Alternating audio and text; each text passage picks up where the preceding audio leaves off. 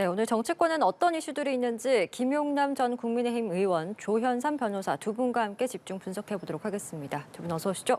네, 안녕하세요. 안녕하십니까? 검찰이 제1야당의 대표에 대해서 구속영장을 청구했습니다. 헌정사상 처음 있는 일인데요. 검찰은 대장동 위례 사건과 함께 성남FC 후원금 의혹을 묶어서 구속영장을 청구했고, 검찰총장은 지방 권력과 부동산 개발업자의 불법 정경 유착으로 중대한 사안으로 본다. 이렇게 이례적으로 입장을 밝히기도 했습니다. 상황 좀 어떻게 보셨습니까? 제가 보기엔 중앙 정부보다 소위 지방 정부라고 하는 지방자치단체 장의 권력이 크고 사실은 견제할 수단이 별로 없습니다.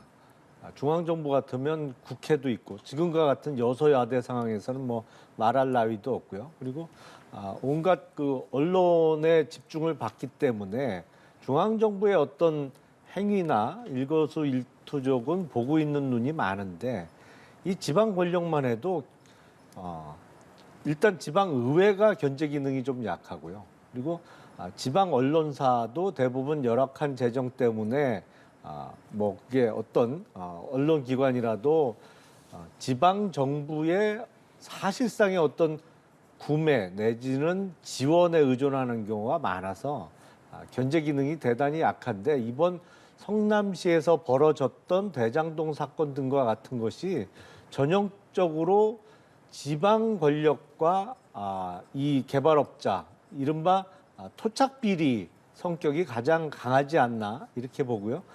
검찰총장이 입장문을 낸 것도 그런 취지에서 낸 것으로 보입니다. 물론 제1야당의 당대표에 대한 구속영장 청구가 우리 헌정사상에 처음 일어난 일입니다만 그만큼 처음으로 구속영장을 청구할 만큼 혐의 또한 막중하다 이렇게 생각이 됩니다. 예, 검찰이 이 대표의 구속이 필요하다고 본 이유 중에 하나가 이제 죄질과 범행 수법이 불량하고 취득한 이익이 막대하면서 중형 선고가 예상된다 이렇게 밝혔고 말씀해 주신 것처럼 검찰총장이 이례적으로 입장문까지 냈거든요. 상황 좀 어떻게 보셨습니까? 일단 이 모든 사태가 헌정사상 유례 없는 처음에 있는 일이라고 할 수 있겠죠. 지금 제1야당 대표로서 헌정사상 처음으로 소환조사에 응하고 소환조사를 당했고 그뿐만 아니라 불과 1년도 아니죠. 그 전에 유력한 대선 후보지 않았겠습니까? 거의 1,600만 표를 얻었던 유력 대선 후보한테 1년도 되지 않아서 이렇게 전방위적인 조사를 진행을 했고 결과적으로는 뭐 정해진 수순이었죠. 구속영장 청구까지 이르게 되었는데 저는 이것 자체가 굉장히 헌정사상 유례가 없고 과연 앞으로도 이러한 경우가 나올까 싶은 사례라고 저는 생각이 들고요. 그리고 검찰총장이 또 이례적으로 입장을 발표했는데 아마도 제1야당 대표에 대한 구속영장 청구의 사안이 워낙 중대하다 보니까 그 검찰 내부의 그 정당성을 좀 강조하기 위해서 그러한 말을 한 것 같은데 저는 사실은 정당성 강조보다는 오히려 검찰 내부가 이 사건에 대해서 얼마나 부담감을 느끼고 있는지 그리고 오히려 조급함을 느끼는 게 아닌가라는 인상을 좀 받았습니다. 이 발표 이후에 구체적인 물적 증거가 있냐라는 질문에 대해서 검찰총장 또는 검찰에서 적절한 대답을 못하고 있습니다. 어떻든 간에 이 사건이 유죄로 결론이 나려면 그 재판부를 설득할 만한 물적 증거가 분명히 있어야 할 겁니다. 그렇지 않음에도 불구하고 제1야당을 구속영장 청구하는 게 얼마나 부담스러운지를 보여주는 게 아닌가 싶습니다. 예, 알겠습니다. 베이맥 역시 좀 눈에 띄는데요. 검찰이 이 대표가 성남시에 4,895억 원의 손실을 끼쳤다 이렇게 밝혔습니다. 당시 그 대장동 1차 수사 당시에 그 베이맥보다 약 7.5배 정도가 는 거거든요. 이 선정 근거가 좀 어떻게 되는 겁니까? 그러니까 지금 화천대유, 뭐 천화동인 1호부터 7호까지 해서 김만배 씨나 남욱 변호사 등 시행을 실제로 주도한 측이 얻은 이익이 대략 7,900억 원 정도 되는 거죠. 예. 그러니까 지금 베이맥스가 4,900억 원 정도로 영장 청구가 됐다는 얘기는 민간업자의 이익이 대략 3천억 정도면 적정 수준이었다는 것이죠. 사실은 3천억을 넘는 4,900억 정도는 성남 도시개발공사 뭐 성남도시개발공사는 성남시하고 사실상의 한 몸이라고 볼 수 있으니까요. 이게 성남시 쪽으로 들어올 수 있었던 이익인데 이 사업의 설계를 이렇게 민간업자에게 과도한 이익이 가도록 설계를 했고 더군다나 그 과정 중에 밑에 직원들이 성남도시개발공사 직원들이 민간업자의 이익을 제한하고 많은 이익을 일정 부분이 넘는 이익은 성남시 쪽이 그러니까 성남도시개발공사가 환수하도록 설계를 했음에도 불구하고 이게 시장에게 올라가는 결제 단계에서 그 조항이 삭제되고 그래서 약 4,900억 원 정도를 더 가져가게 했다는 것입니다. 그러니까 처음에는 이재명 대표 측이 성남시에서 환수한 금액을 많이 부풀렸어요. 예를 들어서 거기 터널 뚫는 비용이 약 1,800억 정도가 들었는데 이것도 성남시에서 회수한 금액이다. 그래서 이렇게 저렇게 모아서 뭐 4천억에서 5천억을 성남시에서 회수했다라고 주장을 했습니다만 그 터널 공사 비용은 사실은 민간업자가 개발하는 게 맞거든요. 왜냐하면 그 터널이 없으면 대장동 쪽에서 이쪽 그 동판교 쪽으로 나오기가 대단히 불편해집니다. 그러니까 터널을 뚫어서 대장동의 지가를 더 상승시킨 것이죠. 그러니까 그리고 이 수사를 거듭해 가면서 민간업자들이 얻은 이익이 처음 수사 초기보다 더 불어났던 것이죠. 예. 사실은 이게 아파트를 직접 시행한 곳도 있기 때문에 그 아파트 시행 이익은 아마 포함이 안 된 것 같아요. 그 부분을 빼고도 대략 7,900억 원 정도 되기 때문에 배임 액수가 계산상 4,900억 정도가 나온 것 같습니다. 배임액이 상당히 큽니다. 뭐 네 자릿수를 예상한다라는 이야기들은 있었습니다만 이 정도까지 나올 줄이라고 좀 예상을 하셨습니까? 어떻게 보셨습니까? 지금 검찰의 주장만 따르면 배임 액수는 막대한 수준이죠. 근데 지금 대장동 사건의 배임 구조를 한번 먼저 살펴보게 되면 일단 이 대장동 사업을 진행함에 있어 가지고 지금 수익을 성남시 같은 경우에는 확정적인 수익을 얻었고 그 초과되는 수익을 민간 사업자가 가져갔다라는 것으로 정리할 수가 있겠는데요. 이걸 가지고 지금 검찰은 배임죄를 다투고 있는 겁니다. 그런데 배임죄가 성립되기 위해서는 여러 가지 요건이 있겠지만 이 사안의 경우에는 그 어떤 민간 사업자가 이러한 만큼의 이익을 얻었다고 한다면 성남시 입장에서는 이만큼의 동일한 수준의 손해가 발생을 해야 됩니다. 근데 과연 지금 검찰이 주장하는 것만큼 이 4천억대, 4,800억이죠. 4,800억대의 이익을 배임 금액을 그만큼 성남시가 손해를 과연 입었는가 하는 게 아마 관점이 될 것 같은데 글쎄요. 성남시가 손해를 입었다고 한다면 그 부분에 있어서는 아마 일정한 의도라든가 그런 부분들이 확인이 되고 입증이 되어야 될 겁니다. 지금 검찰이 어느 정도 수사가 진척이 되었는지는 알 수 없는데 지금까지 나와 있는 정황만 봤을 때 과연 성남시가 이만큼의 손해를 입었다라고 단정할 수 있을까? 저는 좀 그 부분은 좀 의문이라고 보고요. 그 부분 경제적 이익을 얼마만큼 성남시가 손해를 보고 상대방이 취득을 했는지가 아마 지금 추후 배임죄 성부의 아마 그 법정에서는 아마 이 부분이 아마 중요하게 다뤄질 것 같습니다. 예. 그리고 성남FC 후원금 의혹과 관련해서는 제3자 뇌물죄가 적용이 됐습니다. 뭐 두산건설, 네이버 등 기업에 대해서 민원을 해결해주는 대가로 이제 성남FC 후원금 133억 원을 유치한 혐의가 지금 구속영장에 적시가 된 겁니다. 이건 좀 어떻게 보셨습니까? 제3자 뇌물죄는 일단 부정한 청탁이 있어야 됩니다. 근데 이 경우에 부정한 청탁을 입증하는 데는 별 어려움이 없어 보여요. 왜냐하면 다 대가성이 있는 거래였거든요. 두산 같은 경우에 지금 그 성남시 그 분당에 있는 땅이 병원 부지였습니다. 병원 건물만 지을 수 있는 거였는데 그걸 후원금을 약 50억을 내는 조건으로 그게 중심 상업용지로 바뀌었어요. 그래서 지금 거기 뭐 상당히 고층에 제가 보기엔 한 4, 50층 정도 되지 않을까 싶은데 어마어마한 건물이 들어서 있죠. 그로 인해서 수천억 원 이상의 거의 1조 가까운 이익을 두산 쪽에 주면서 그 대가로 50억을 성남FC의 후원금 명목으로 넣게 한 것이고 네이버도 당시 이재명 성남시장 재직 기간 중에 판교 쪽에 본사 건물을 신축 추진 중이었습니다.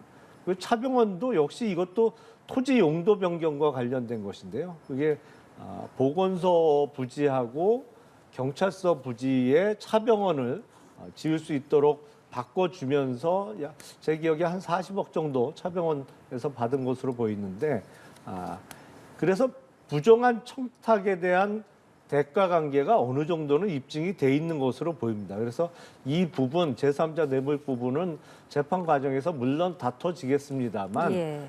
다른 어느 부분보다도 조금 입증이 용이하지 않을까 싶습니다. 예. 부정한 청탁에 대한 입증은 좀 어렵지 않을 것이다. 이렇게 예상을 해주셨는데요.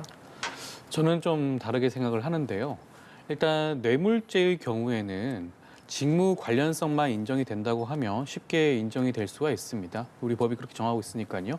근데 제3자 뇌물수수죄 같은 경우에는 직무 관련성에 더하여 부정한 청탁이 추가가 되는데 부정한 청탁에 대해서 우리 법원이 일반적으로 어떻게 보고 있냐면 이러한 금품이 오고 갈 때 있어서 양측 모두 다 이러한 것이 대가가 있음을 인식하는 수준, 양해하는 수준이라고 우리 법원은 보고 있습니다.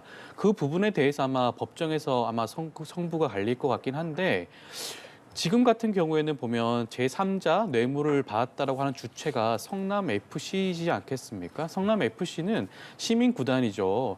시민의 그 혈세로 운영이 되고 있는 구단인데 이 구단에 광고비를 유치하고 한 것이 어떻게 이러한 양측 모두의 양해 또는 인식이 있었다고 볼 수 있을지 저는 좀 그 부분은 좀 의문인 것 같고요. 아마 검찰은 대장동 사건에 비해서 아마 이 성남FC 사건에 대해서는 입증 가능성이 조금 더 높다라고 아마 자신은 하는 것 같습니다. 예. 아무래도 구체적으로 금전이 오간 정황까지는 확인이 충분히 되고 있으니까요.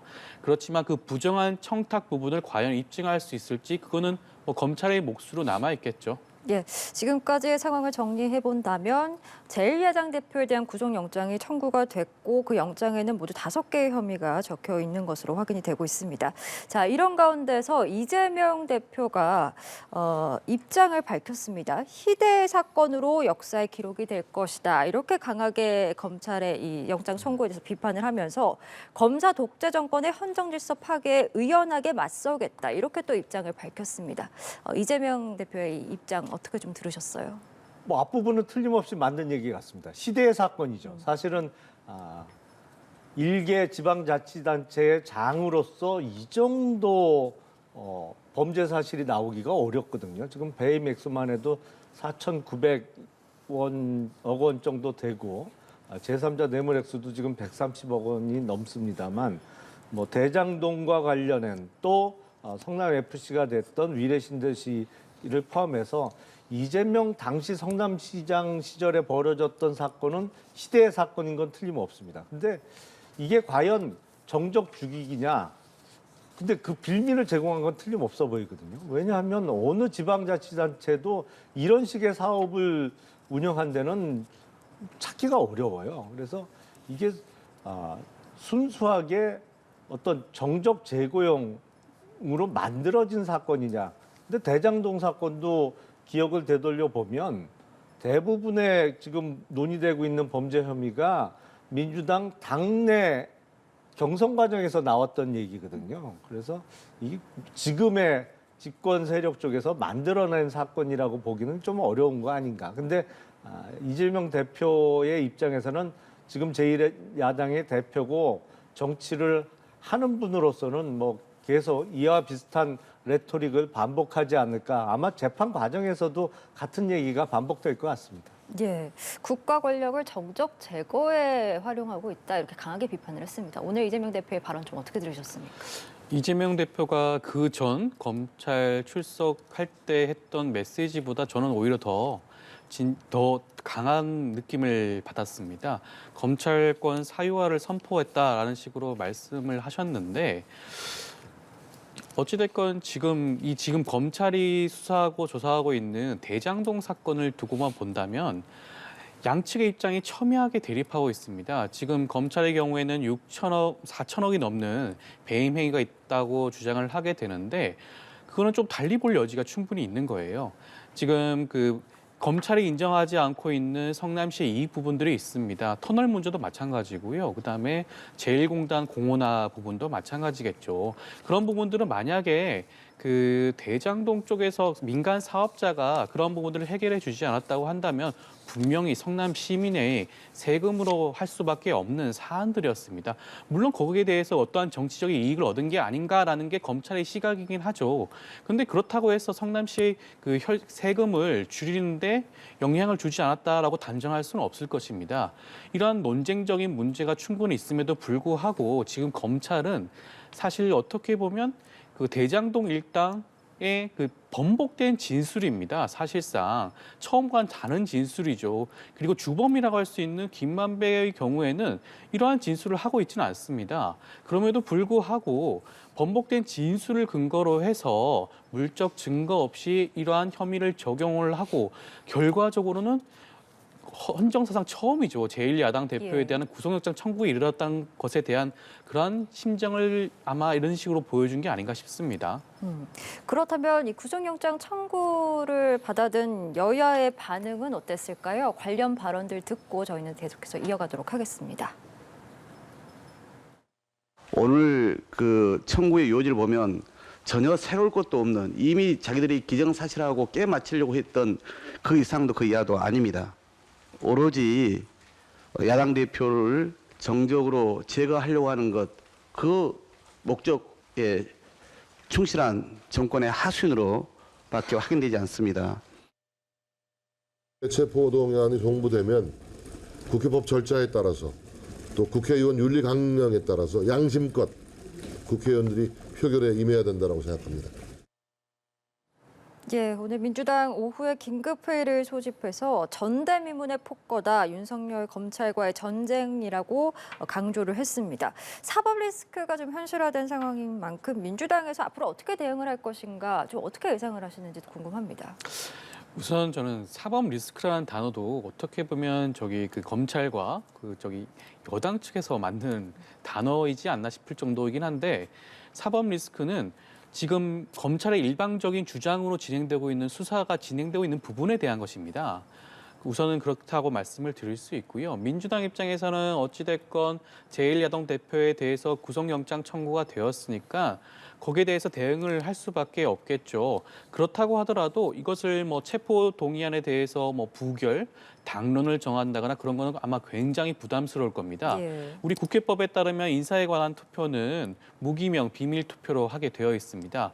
그러한 상황에서 당론으로 정했다가 혹여라도 가결이 되는 상황에 처해지게 되면 엄청난 민주당 내부에서 역풍이 불 수밖에 없겠죠.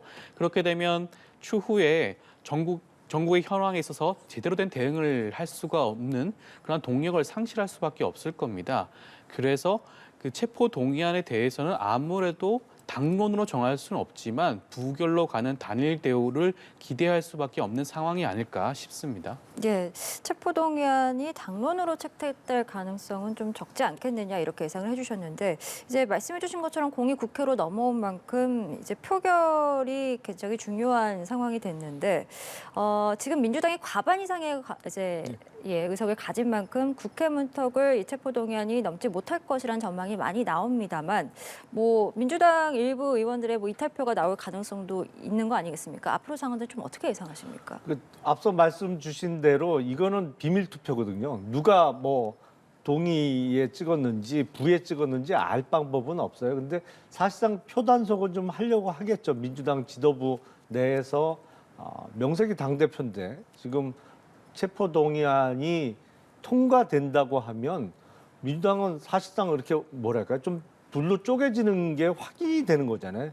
표로 확인이 되는 거라서 표단속은 좀 할 겁니다. 근데 지금 169석이라고 합니다만 사실상 윤미향 의원처럼 무소속으로는 돼 있지만 사실상 민주당 소속으로 볼 수 있는 의원들까지 합치면 거의 180석이에요. 그래서 30표 정도의 이탈표가 그러니까 체포동의안에 동의하는 그 표가 나오지 않으면 사실은 부결될 가능성이 높거든요. 예. 그래서 부결될 가능성이 현실적으로 훨씬 높은 거는 사실입니다만 달리 생각해 보면 이 체포동의안의 의미를 따져봐야 됩니다.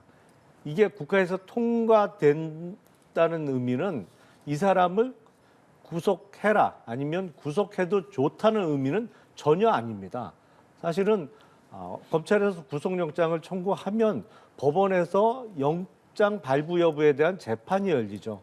그러면 그 영장 재판을 받는 당일날 이제 영장 재판 시작하기 직전부터 영장이 발부될지 기각될지 그 결론이 나오는 그 하루 안에 일단 구금을 해놔야 되기 때문에 그걸 해도 좋다는 의미에서 체포동의안을 통과시켜주는 거고, 과거 국회에서는 많은 경우에 체포동의안을 통과시켜 줬습니다.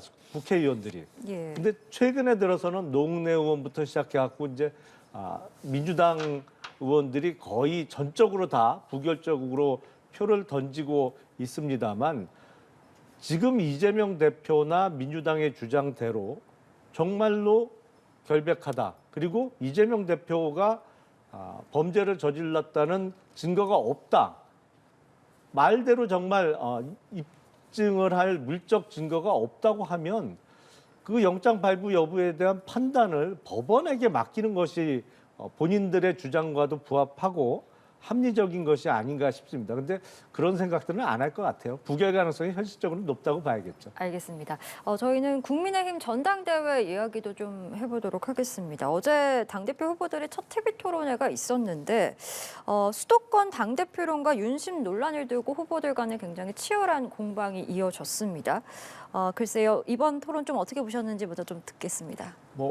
어느 전당대회 토론회보다도 역동적이었던 건 사실인 것 같습니다. 그러니까 후보들 간에도 양보하거나 좀 살살하려는 생각은 전혀 없는 것 같고요. 지금 양강이라고 하는 김기현 후보나 안철수 후보는 여기서 본인들의 지지율을 끌어올리기 위해서 정말 최선을 다하는 모습을 보여줬고, 그리고 아무래도 양강보다는 조금 지지율이 낮다고 평가되는 천하람 후보나 황교안 후보 입장에서는 여기서 치고 올라가기 위해서는 보다 선명성을 강조하고 이슈 파이팅을 세게 해야 된다고 생각하고, 오히려 어떤 면에서 황교안 후보가 김기현 후보에 대해서 가장 강력한 공격을 네. 했어요.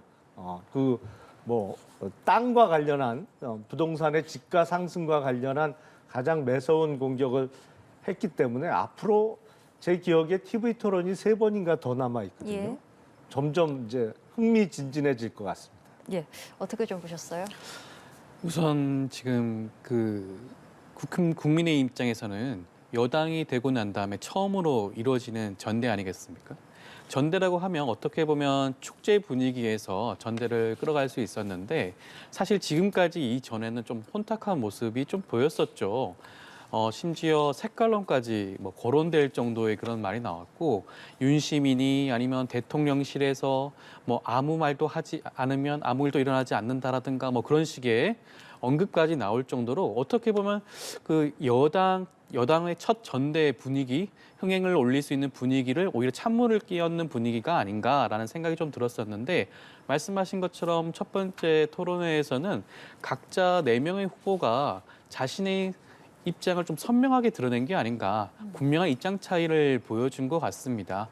지금 어찌됐건 양강 구도로 많은 분들이 보고 계시는데, 이 양강 구도를 극복하기 위해서는 아마 3위, 4위 후보 입장에서 그러한 선명한 모습을 보여줘야겠죠. 그런 면에서는 이번 첫 번째 토론회는 이전 모습과는 조금 더 긍정적이지 않았나 싶습니다. 예, 알겠습니다. 앞으로 남은 3분의 TV 토론회 이야기는 조금 더 지켜보면서 저희가 나눠보도록 하고요. 마지막으로 이 주제 좀 짧게 다뤄보겠습니다.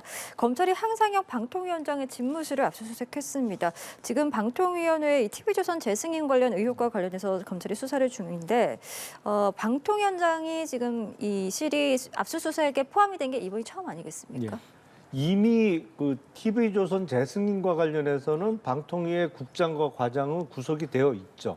그러니까 지금 이번에 방통위원장실에 대한 압수수색은 이미 돼 있는 국장과 과장과 공모 관계 아니냐, 이 부분이 윗선까지 더 올라왔다고 보는 게 맞을 것 같습니다. 근데 글쎄 워낙 그 종편의 재승인 여부는 첨예하게 의견도 갈리고 워낙 중대한 일이었기 때문에 이게 국장선에서 어떠한 마무리가 됐겠느냐라는 합리적인 의심은 충분히 해볼 만하죠. 그러다 보니까 그 재승인 여부와 관련해서 그 평가와 관련해서 적어도 방통위원장까지는 연결이 되어 있는 거 아니냐, 이게 검찰의 시각 같고 새로운 증거가 발견될지 좀 지켜봐야 될 것 같습니다. 예, 지금 한상혁 방통위원장 임기가 이제 올해 7월까지고 이번 압수수색을 두고 결국엔 한 위원장의 사퇴된 압박 수위를 좀 높인 게 아니냐 이런 해석들도 있는 것 같습니다. 어떻게 좀 보세요? 네, 말씀하신 것처럼 지금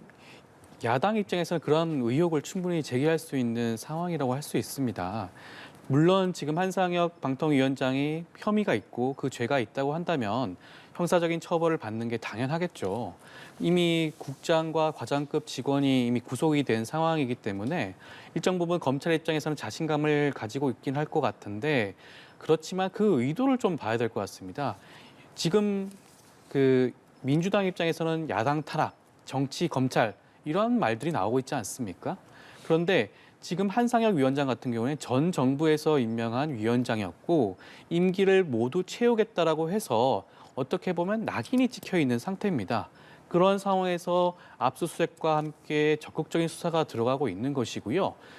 이 수사가 압수수색이 진행되고 난 직후에 국민의힘에서 어떠한 입장을 발표했냐면 KBS 이사라든가 MBC 사장에 대해서 해임해라, 같이 일어나는 의혹을 같이 공유하고 있는 게 아닌가라는 주장까지 나왔습니다. 이러한 모든 것들이 일련의 정치, 검찰의 오명을 스스로 뒤집어 쓰고 있는 게 아닌가, 그러한 생각이 듭니다. 예, 알겠습니다. 오늘 저희 정치권 이슈 두 분과 이야기는 여기까지 좀 나눠보도록 하겠습니다. 지금까지 김용남 전 국민의힘 의원, 조현삼 변호사와 함께했습니다. 오늘 말씀 고맙습니다. 감사합니다.